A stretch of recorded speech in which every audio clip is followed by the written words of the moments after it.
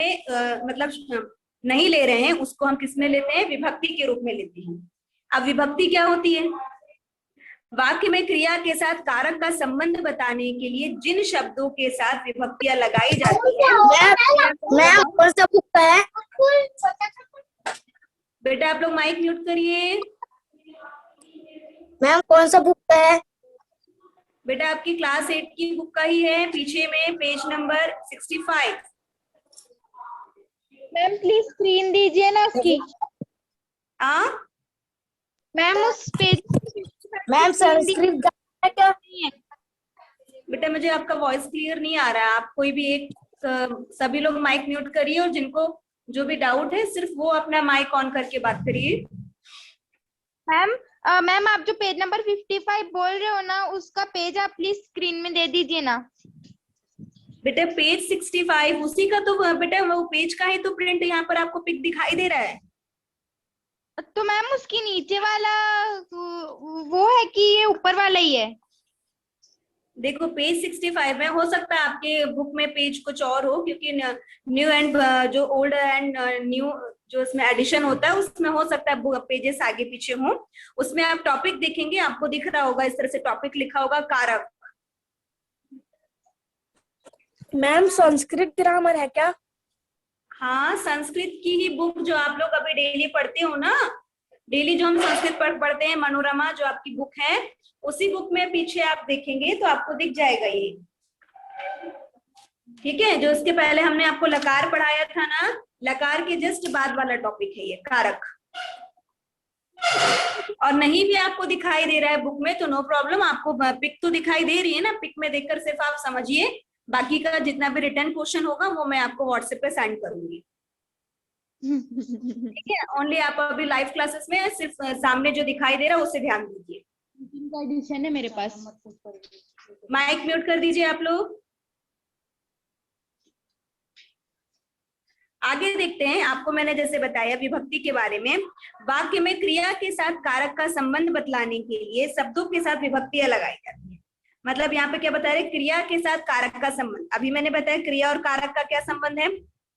जो क्रिया होती है, क्रिया के साथ जिसका संबंध हो जाता है वही क्या बन जाता है, कारक। तो वाक्य में क्रिया के साथ कारक का संबंध बतलाने के लिए जो भी शब्दों के साथ विभक्तियां लगाई जाती हैं, क्रिया का संबंध विभक्ति चिन्हों द्वारा ही प्रकट किया जाता है।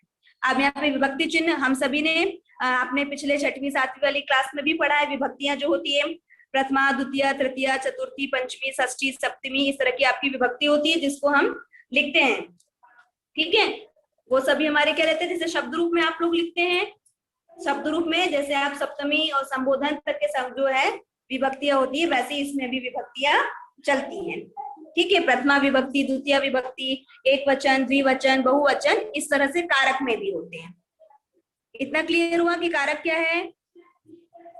Yes ma'am. Yes ma'am. हाँ Yes, ओके, हम नेक्स्ट देखते हैं।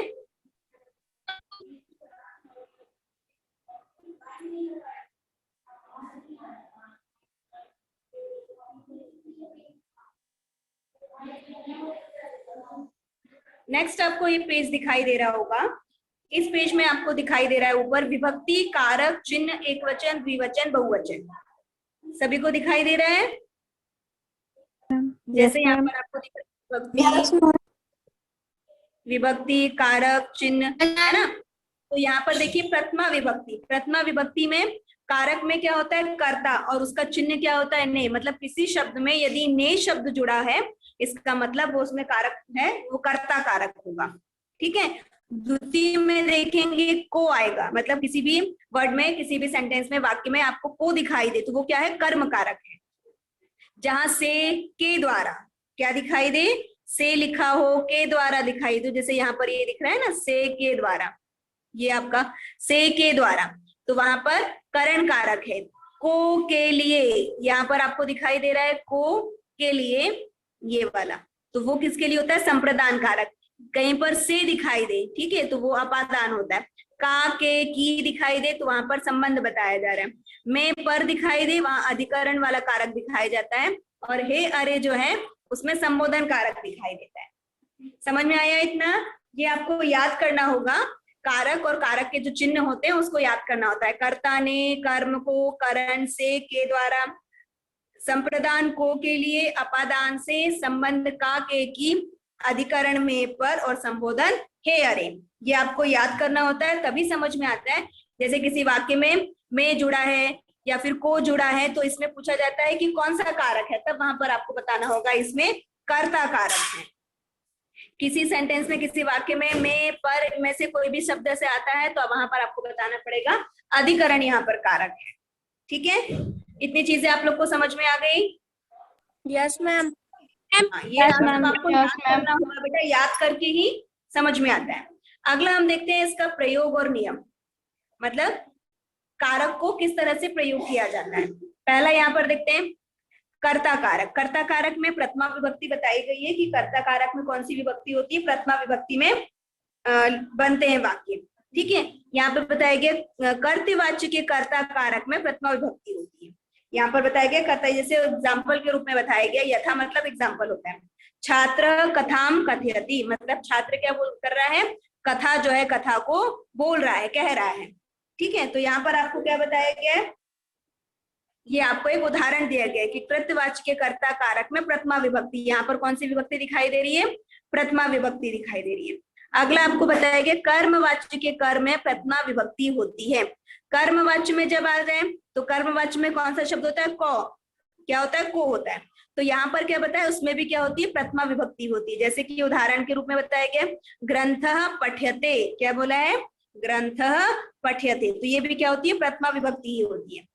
फिर यहाँ पे देखा संबोधन में प्रथमा विभक्ति, जैसे हे मित्र, संबोधन क्या दिखाता है आपको, इस तरह से विस्मयादि बोधक चिन्ह को दिखाता है, तो उसका मतलब है होता है कि वो संबोधन दिखा रहा है। हे मित्र त्वम कुत्र गच्छसि, मतलब हे मित्र तुम कहाँ गए थे करके। तो ये यहाँ पर भी क्या होता है, संबोधन भी किसमें प्रयोग किया जाता है, प्रथमा विभक्ति के साथ ही प्रयोग किया जाता है।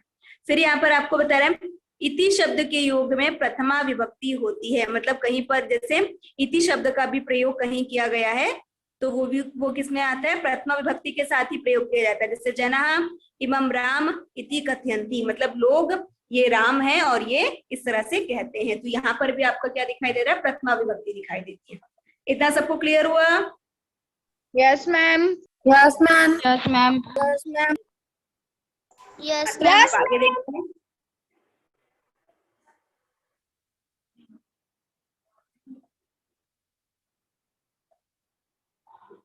आगे देखते हैं, आगे आप देखेंगे द्वितीय विभक्ति कर्म कारक। अभी हमने देखी कि प्रथमा विभक्ति किस तरह से प्रयोग की जाती है, अब द्वितीय विभक्ति। कर्तृवाच्य के कर्म में द्वितीय विभक्ति होती है, मतलब जैसे सह फलम खादति, कवि कविताम लिखति, यहाँ पर क्या बताया जा रहा है, कर्म कारक द्वितीय विभक्ति के साथ बताया जाता है। सह फलम खादति, सह मतलब वह सब फल खाते हैं करके। कवि कविता लिखती, मतलब कवि जो है वो क्या करता है, कविता लिखता है, तो ये द्वितीय विभक्ति में आता है। समयवाचक और मार्गवाचक शब्दों में निरंतरता का अर्थ बताने के लिए द्वितीय विभक्ति होती है। मतलब यहाँ पर क्या बता रहा है, समय और मार्गवाचक, मतलब किस मार्ग से हम लोग काम कर रहे हैं और क्या समयवाचक के शब्दों से निरंतरता का अर्थ बताने के लिए भी द्वितीय विभक्ति होती है। जैसे यहाँ पर आपको दिया गया है योजनम पर्वतम, मतलब एक योजना एक पर्वत है, एक योजन एक पर्वत, क्या बताया जा रहा है, एक योजन एक पर्वत है। दूसरा आपको बताया गया मासम पठती, मतलब लगातार महीने भर से पढ़ता है। तो यहाँ पर आपको क्या बताया जा रहा है, किसी तरह से समय को बताया जा रहा है। ठीक है, जैसे यहाँ पर सेकंड, ये आप देखेंगे अगला एक जो आपको एग्जांपल दिया गया मासम पठती, मतलब लगातार महीने भर से, तो वो आपको समय की तरफ बता रहा है कि महीना भर, एक महीने की पूरी बात कर रहा है। और दूसरा क्या बताया था, समयवाचक और मार्गवाचक। मार्गवाचक में जैसे एक योजन एक पर्वत है, योजन जो होती है नापने की इकाई होती है, तो वही बताया गया एक योजन एक पर्वत होता है। अगला आप देखते हैं, यहाँ पे बोला गया शीर सोना, स्था ठहरना, आस बैठना, धातु के पूर्व अधिक उपसर्ग, विष घुसना, धातु के पूर्व, मतलब इन सब शब्दों में उपसर्ग लगने पर क्रिया का आधार कर्म बन जाता है। मतलब ऐसे कुछ शब्द होते हैं जिनमें यदि सामने हम उपसर्ग को जोड़ दें तो वो क्या बन जाता है, किसी उपसर्ग के लगने पर क्रिया आधार कर्म बन जाता है। ये क्या बन जाता है, कर्म बन जाता है। जैसे यहाँ पर लिखा है मोहन शश्याम अधिशेते। ठीक है, तो मतलब किसी भी शब्द में यदि यहाँ पर क्या बताया जा रहा है कि उपसर्ग जुड़ जाता है। ठीक है, क्या होता है, उपसर्ग जुड़ जाता है, तो वो शब्द भी आपका क्या बन जाता है, द्वितीय विभक्ति में आता है। जैसे यहाँ पे अधिशेते, तो अधि आपका क्या हो गया, उपसर्ग हो गया, है ना। यहाँ पर भी अधितिष्ठति, अध्यासते, तो ये सभी क्या हो गए आपके एक उपसर्ग उसके अंदर जुड़ जा रहा है। ठीक है, अगला पेज देखते हैं।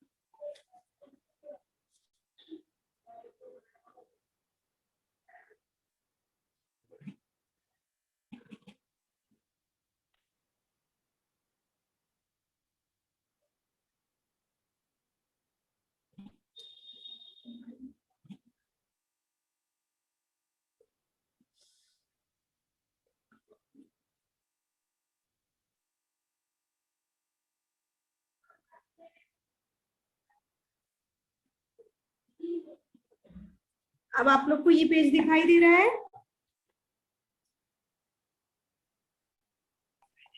यस मैम, दिखाई दे रहा है। Yes ma'am. होने की वजह से ठीक से नहीं आवाज आ पा रहा था। ओके, माइक म्यूट करिए बेटा, देखते हैं आगे। देखिए यहाँ पर आपको क्या बताया जा रहा है, अंतरा मतलब बीच में, अंतरेण के बिना, छोड़कर, चारों ओर, सब ओर, मतलब समीप, समीप, निकट, मतलब यहाँ पर इस तरह से भी यदि किसी वाक्य में ये सारे शब्द भी आते हैं तो वहां पर भी क्या होता है, द्वितीय विभक्ति आ जाती है। क्या हो जाती है, द्वितीय विभक्ति वहां पर आ जाती है। जैसे आपको दिखाई दे रहा होगा यहाँ पर, जैसे ये इसमें देखेंगे, ये एग्जाम्पल में गंगा यमुना चांतरा प्रयाग, मतलब ये सभी क्या बता रहे हैं, इसके अंदर चारों ओर, मतलब इस ये सारे मतलब समीप है, निकट है, इस ओर है, दोनों ओर है, तो ऐसे शब्द यदि कहीं पर आते हैं तो वो भी, उसमें भी क्या होता है, द्वितीय विभक्ति प्रयोग की जाती है। ठीक है, जैसे सर्वतः शिक्षकम छात्र, मतलब सर्वतः शिक्षा मतलब शिक्षक के क्या है, सभी और, छात्र जो है वो दिखाई दे रहे हैं, तो सब मतलब सभी और, चारों और, इस तरह के शब्द जब आ जाते हैं तो माइक म्यूट कर दीजिए बेटा। अगला देखते हैं, तृतीय विभक्ति जो होती है वो करण कारक होती है। तृतीय विभक्ति में क्या होता है, करण कारक, जो उसके अंदर कारक होता है, इसमें अधोलिखित में तृतीय विभक्ति होती है। जैसे करण कारक में यथा रामः रावणम बाणेन हतवान, मतलब राम रावण, मतलब राम रावण का जब युद्ध हुआ था तो बाण से उनकी हत्या की गई थी, तो वही यहाँ पर बताया जा रहा है। अगला देखते हैं, जैसे यहाँ पे करण कारक में दूसरा कर्म व भाव वाच्य के कर्ता में मया पुस्तकम पठेत, इसमें कर्म वाच्य बताया गया है, और तेन हसितम, इसमें भाववाचक बताया गया है। मतलब कर्म जब हो रहा है, कोई काम हम जो कर रहे हैं, कर्म जब करते हैं तो भाववाच्य, मतलब जैसे हम किसी, जैसे दुख का अनुभव कर रहे हैं, हंसते हुए बोल रहे हैं, तो इसमें जब हमारे फेस पे जब हम कुछ बात बोलते हैं तो उसमें भाव आ जाते हैं, तो उसको भी यहाँ पर क्या बताया जा रहा है, कर्मवाच्य में बताया जाता है।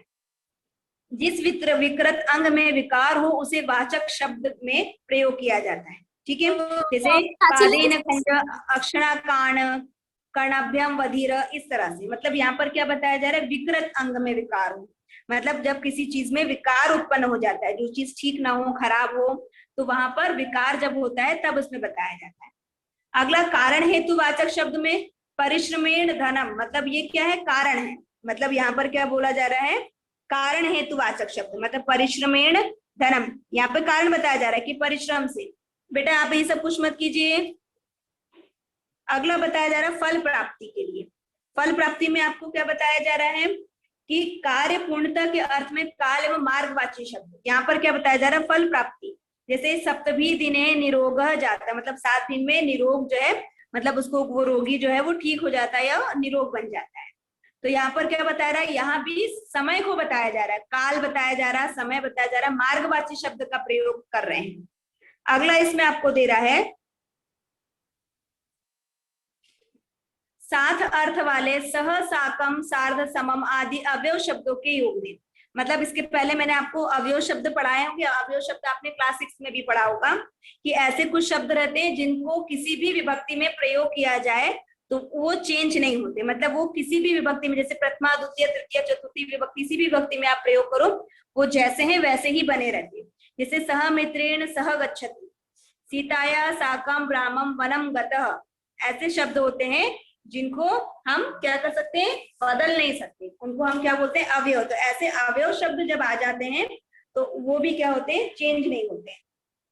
जैसे अधुना, स्वः, अधः, पश्चात, यत, कुत, ठीक है, यदा, कदा, अतः, अपि, ये सभी क्या होते हैं, आपके अवयव शब्द होते हैं। ठीक है, जैसे सह लिखा हुआ है तो ये सभी क्या है, आपका अवयव शब्द होता है।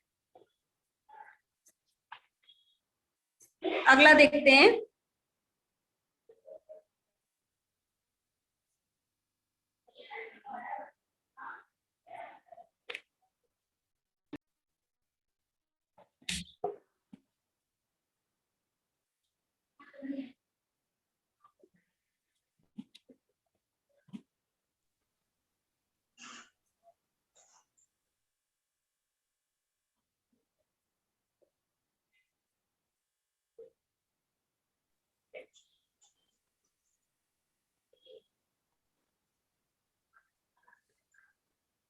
अब आपको अगली पिक दिखाई दे रही होगी।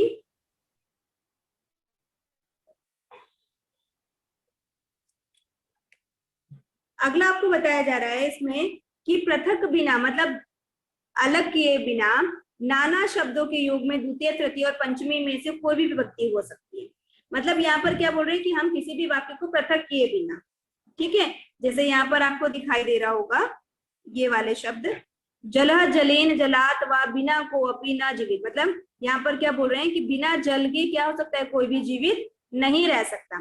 पृथक राम रामेण रामात्वा न को अपी रक्षता, मतलब यहाँ पर क्या बोल रहे हैं, राम जो है, राम से रावण की रक्षा कोई नहीं कर सकता। धनम नाना न सुखम, मतलब यहाँ पर क्या बोला, धन के बगैर कोई भी सुखी रह सकता है क्या, कोई सुखी नहीं रह सकता। तो ऐसे वर्ड जब होते हैं तो जिनको पृथक किए बिना ही हम द्वितीय, तृतीय और पंचमी विभक्ति में प्रयोग करते हैं। अब अगला यहाँ पर दे रहा है आपको चतुर्थ विभक्ति संप्रदान कारक। संप्रदान कारक में चतुर्थी विभक्ति होती है। गुरु शिष्य ज्ञानम ददाति, मतलब गुरु क्या करते हैं, शिष्य को ज्ञान प्रदान करते हैं, देते हैं।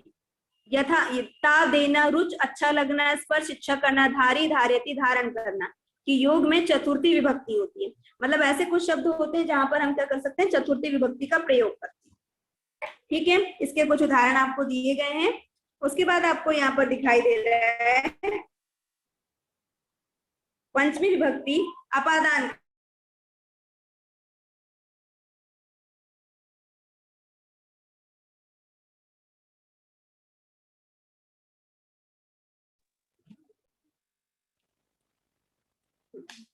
पंचमी विभक्ति में आप देखेंगे अपादान कारक में पंचमी विभक्ति होती है, जैसे वृक्षात पत्राणी पतंती। ठीक है, तो यहाँ पर क्या बताया जा रहा है, जैसे पतंती शब्द यू प्रयोग किया गया तो ये क्या है, पंचमी विभक्ति में बताया जा रहा है। ठीक है, मतलब ऐसे शब्द जहां पर अपादान कारक हो वहां पर क्या होता है, पंचमी विभक्ति। अपादान कारक, अपादान में क्या रहता है, से, मतलब वाक्य का जब हम उच्चारण करते हैं तो इसमें से शब्द आता है। ठीक है, वृक्ष से पत्ते गिरते हैं, शब्द कौन कह रहा है, वृक्ष से आ रहा है ना, तो वृक्षात प्राणी यहाँ पर पंचमी विभक्ति प्रयोग की जाती है।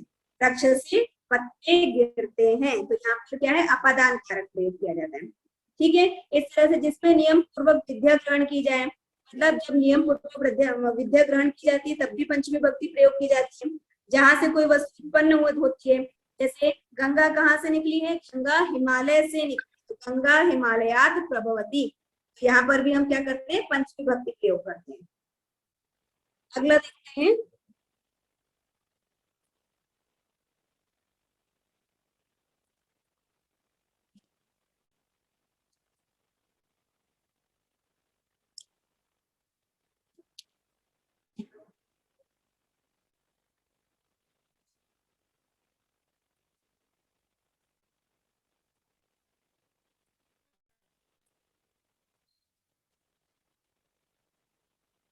अब इसमें आखिरी में हम लोग देखते हैं षष्ठी विभक्ति आपको दिखाई दे रही होगी। ये आपका षष्ठी विभक्ति है जिसमें संबंध कारक, संबंध में षष्ठी विभक्ति होती है। जैसे यहाँ पे क्या लिखा हुआ है, यथा, यथा आपको दिखाई दे रहा है, मतलब उदाहरण में दिए गए राज्य पुरुष पितु पुत्र, मतलब पिता और पुत्र, आपस में दोनों में संबंध होता है, पिता और पुत्र का एक संबंध है। राज्य पुरुष मतलब राज्य पुरुष है, उसमें भी संबंध है। जब किसी समूह में से गुण क्रिया आदि के आधार पर किसी एक को अलग किया जाए तब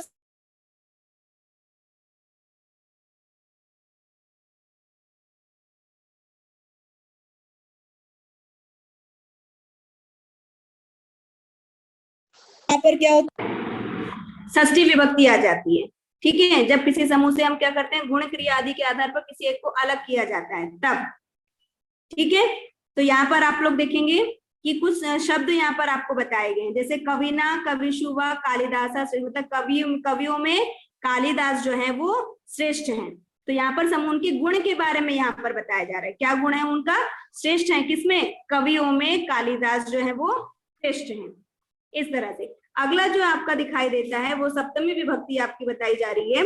अधिकरण कारक में सप्तमी विभक्ति होती है, जैसे वृक्षे पत्राणि सन्ति। ठीक है, यहाँ पर आपको क्या बताया जा रहा है, अधिकरण। अधिकरण मतलब में या पर, जैसे वाक्य का जब हम उच्चारण करें या उसका हिंदी अनुवाद करें तो में और पर उसके अंदर आ जाता है। वृक्षे पत्राणि सन्ति मतलब यहाँ पर क्या हो रहा है, वृक्ष से पत्ते जो होते हैं वो क्या होते हैं, वृक्ष में या वृक्ष पर, वृक्ष से पत्ते गिरते हैं या वृक्ष पर पत्ते होते हैं। ठीक है, तो इस तरह से यहाँ पे यह वृक्ष पर पत्ते हैं। ठीक है, में है, पर है, तो ऐसे शब्दों का जहां पर आ जाता है वहां पर विभक्ति अधिकरण कारक होता है।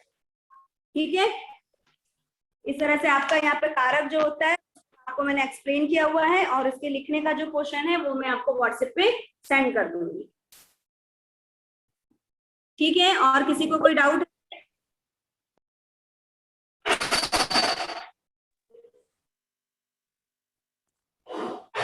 सभी को मेरा वॉइस आ रहा है?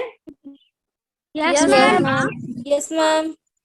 तो ये जो कारक है, कारक का जो मैं आपको इसके नोट्स जो है वो व्हाट्सएप पे सेंड कर दे रही हूँ। ओके मैम, चैप्टर के नाम में भी कारक ही लिखेंगे ना? हाँ बेटा, हेडिंग में भी आप लोग कारक ही लिखोगे क्योंकि कारक हमने पढ़ा है, लेकिन इसको सिर्फ आपको संस्कृत व्याकरण कॉपी में लिखना है। ठीक है, जो हमारे क्लास वर्क कॉपी में लिखेंगे, व्याकरण कॉपी में कारक लिखेंगे। और मैं जितना मतलब जो जो आपको टिक करके या फिर जिसका भी पिक आपको व्हाट्सएप पे सेंड करूंगी आपको उतना ही लिखना है। ठीक है, ओके मैम। हाँ, क्योंकि इसमें बहुत सारी चीजें दी गई है, इतना सारा आप नहीं लिखोगे, मैं टिक मार्क करके आपको सेंड। Yes ma'am. ओके ठीक है, मैं मीटिंग लीव कर रही हूँ बेटा, आप लोग व्हाट्सएप पर देखिए।